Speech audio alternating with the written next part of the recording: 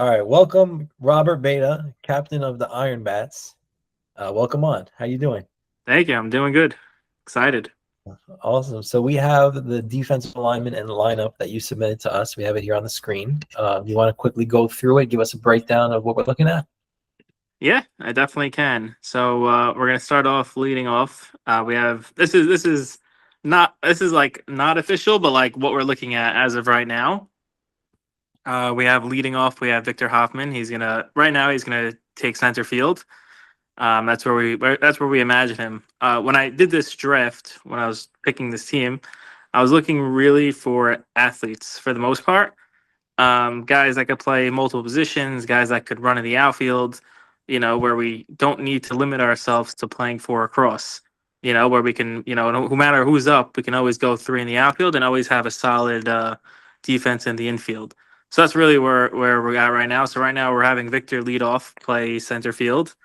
He's going to be our leadoff guy. Hopefully, get on base for the big boys that are going to come up right after him. Which is the next one is obviously the reigning MVP Isaac Sasson. I picked my first overall pick. Jumped through a lot of a lot of hoops to get him there. I got him batting second, playing shortstop, of course. Then number 3, the other one that I jumped through a lot of hoops for, Salim, our pitcher, star hitter. That's how we imagine it. We imagine it all 3 getting on, all 3 bringing each other home. All right. Next we have David Towell. DT. He's going to play second base. He's going to be our cleanup hitter. Try to bring in if Salim hits a double instead of hit homering. DT is going to single to line it to bring him home. So that's how we're imagining it. Then we have Isaac Dweck playing left field. He's going to be our left fielder. I know him for a while now. He was my camper, and really excited about him. He's going to be our left fielder. Then I'm going to be playing first, batting 6. And then we have Barry Cohen, who I heard a lot of good things about, and I'm very excited to see him play. I hear he's a real baseball guy, so it's exciting to have someone like that, someone that's passionate about the game, being able to play. And right now he's playing right field, but he's someone that could definitely take over center if we have to, or left, or someone misses a game, whatever. Like, I'm very excited about him. Then we have number 8, Shlomo Masselton. Also heard a lot of good things about him. I heard he's a good hitter, play the field and everything, so I'm excited about him. He's playing third base. Then we have number 9, my uncle Elliot Beta. He's going to be our DH, and obviously my uncle. Then we have 10. We have David Didia / Judah Cohen. That's probably going to be in the lineup. And then, David's going to be our catcher and Judah's going to be our short at center. But right now that's what the defensive alignment's looking like. But obviously things could shift around depending on how the season's going. But I'm pretty confident that no matter who we have behind Salim, we're going to do well. Not really worried about that.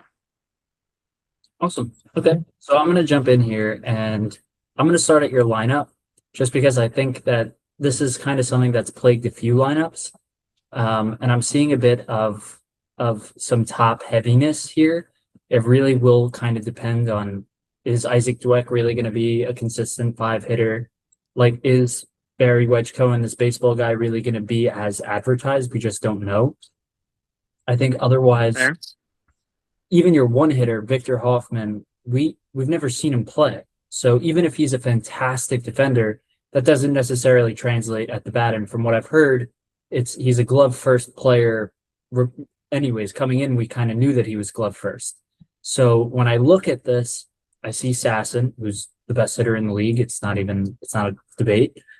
Then you have Kalouf, who's got the ability to be a top 3 hitter in the league. He did it last year. And DT, who is a perennial annoying. He's going to find his way on 4 out of 7 times that day. So I see these 3 guys that I can see being consistent problems. I just think that if the lineup doesn't develop around them, I'll have very little reason to ever need to pitch to Sasson, to ever need to pitch to Salim, especially if they come up in situations not in the first inning where there's 1 or 2 outs in a big spot.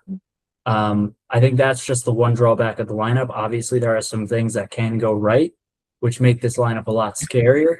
but until that is seen, it looks a little top heavy to me, just from experience. Even last year on KP, you were there with me. You kind of know how it can go when Sure. it's three-man lineup and then, the supporting cast is not supporting.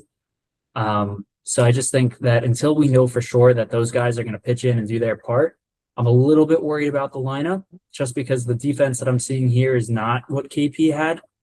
Kaloof on the mound is fantastic. You have Sasson at short, who's, I'd say, good, not great at short. I think that obviously him in center field, you've now officially made him the best player in the league. But I think that having him at short kind of takes away from him a little bit. I know Victor is an infielder, so it's funny to see that you have the infielder in center field and the outfielder at short. But I That's think why that's sorry to cut you off, but that's the whole You're point. We're going to be very fluid. I drafted athletes on purpose. I drafted guys that could move around and play multiple positions on purpose to try to find the best combination of players. So, if we feel like Victor, is not playing as well as Sasson would be in center field, then we make the change. Because I know I've heard very good things about Victor at shortstop as well. So, we're really open to anything. I think that if things go well, like we did the same thing last year, like as you would know, if things go well, I get it, no reason to change it. But I just think Yeah. that objectively looking at it, like this team gets a lot better if Victor's playing short, Sasson's in center. I don't know Isaac Dweck well enough to speak on him in left field, so like to me that's a question mark. To you, it might not be. Same thing with Barry Cohen. That's a question mark for me. I don't know what it is to you, but then I kind of zoom out now and I'm saying Victor, I'm pretty confident in. Worst case, you have Sasson in center, and then I just don't know. The rest of this outfield could be great. I just don't know. Similarly on the infield, like Shlomo Masselton, I don't know him. And then DT is DT. DT will be great. Judah Cohen, we know. David Didier, we know, and Robert is it should be a Gold Glove winner at first. Hasn't found one yet, but we'll get there one day. And obviously, I can't do this whole video without talking about Elliot Beta. This is the best guy that you can play with on your team. So nice, such a team glue guy that low key he brings everybody together, and he's like the vibes guy. Yeah. So he's definitely a nice guy to have in your team. But overall, I'd say if these pieces that you have here all end up working, it could be great. Otherwise, you're looking at something top heavy. But on the mound, you've got Salim, who's plus. He's pitcher probably 1 of 1. Sasson could be great at short, could be mid at short. That kind of just depends on the week. But worst case, you can flip him and Hoffman, and you've got a very strong up the middle between DT, Sasson, Hoffman, and Salim. So there's definitely good bones here, and there's a way for this team to be very good. It just really depends on some of these X factors that you have. If they pull through, this could be the best team in the league. If they don't pull through, you can find yourself middling. But I think that looking at this, it's going to be, one of those two. Are they going to make the playoffs? It really just depends on how these questions get answered. That's kind of my take on this. Yeah, I hear it. Yeah, no, you had some great points. And about the top heavy thing, I would say that really any team that would be in Robert's position with the first overall pick, you get the MVP, you're going to be called the top heavy team. Having said that, I think Robert did a solid job drafting guys, and I really like the mentality of take athletes, take versatile guys that you can move over, switch around when needed, because I think you're going to need that. There are some question marks here. There's guys set in places that we've never seen them play before.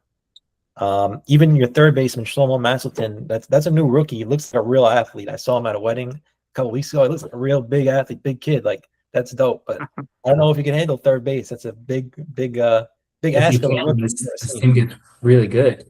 Yeah, if he can, that's great.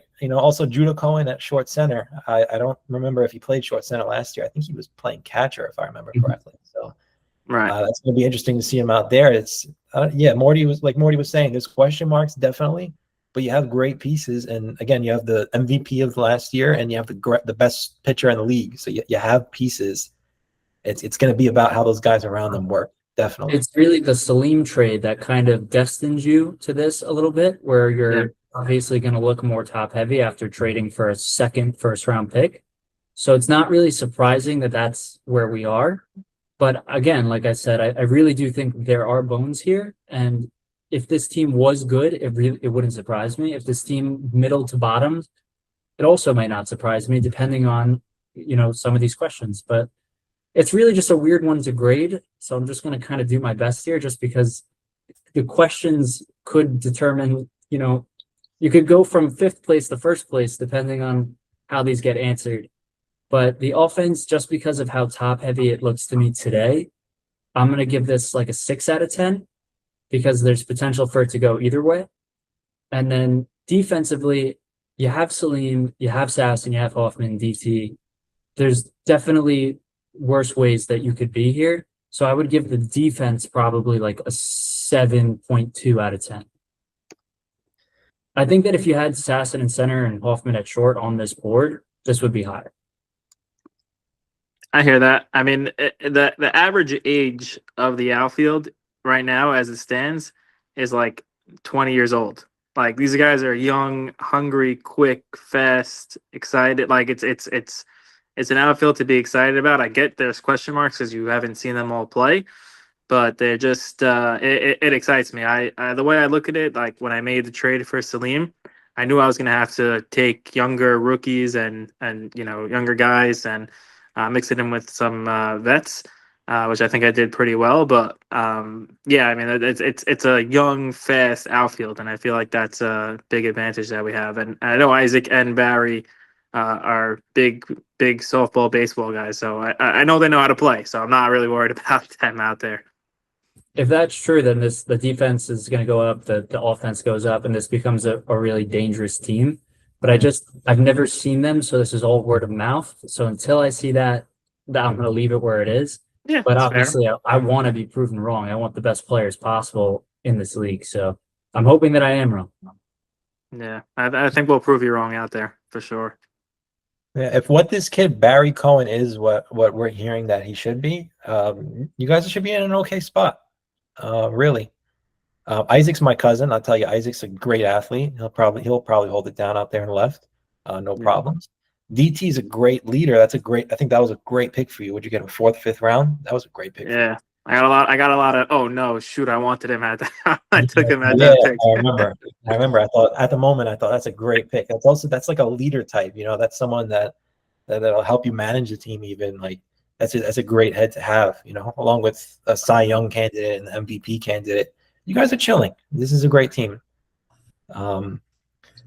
Yeah, I would say I think this is a playoff team, honestly. Like I was looking at it earlier and questioning it, but now that I see it all on paper, I would say this is a playoff team in my opinion. Love that. Yeah, because you have Victor Hoffman also. That's a new rookie also. We got a lot of good word about him, and I'm hearing that's like another baseball diehard type. And he's like an athlete, right?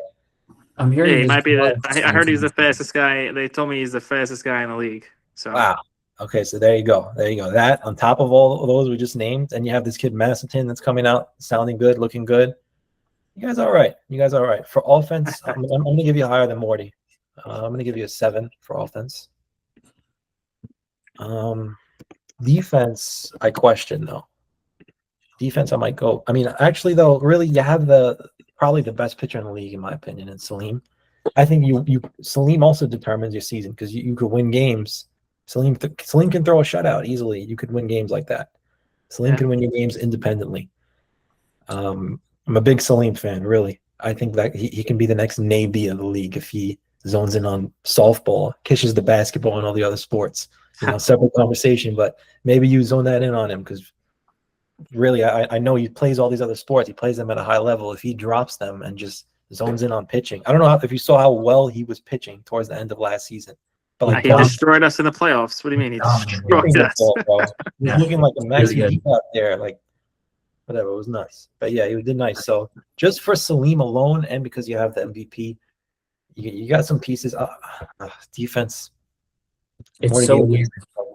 It is weird though. It's weird. I'll give you that, but I think he moves things around, and I like that he got versatile guys that he could switch around. I'll give him a 7.5. Yeah. 7.5. It looks like I don't know these guys as well as you do too, as well as you guys do, but right. Well, Isaac's my cousin. You took Isaac just so we couldn't get him, didn't you? 100%. 100%.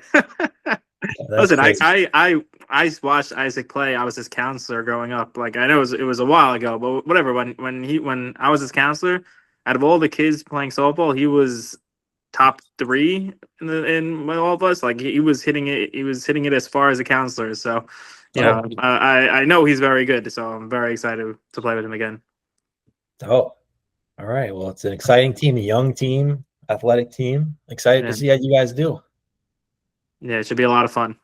We should definitely have great vibes. Yeah. Every single captain has said that, by the way. Yeah. Same But sentence. But how many of them are everybody's lying? we'll find out. We Exactly. always do. All right. Any closing words before we wrap this up? Morty, Robert, anything? I'm really excited to get the season started. I know that if you're watching this ranking last, I know I pushed I had a lot of heat on some of you guys, but it's really I want you to prove me wrong. I want to be wrong. And don't look at my grades last year because I got everything wrong. So, take everything with a grain of salt. These are predictions made early that are sure to go wrong. And, just go out, have fun, and I'm looking forward. All right. All right. Well, Robert, thank you for jumping on. And it's been fun grading your team and looking forward to seeing them out there. Yeah, I appreciate you guys. Thank you for having me on, and let's have a great season. Yeah. All right. Looking forward to it. Thanks, Robert. Robert. My pleasure. See you guys. Bye.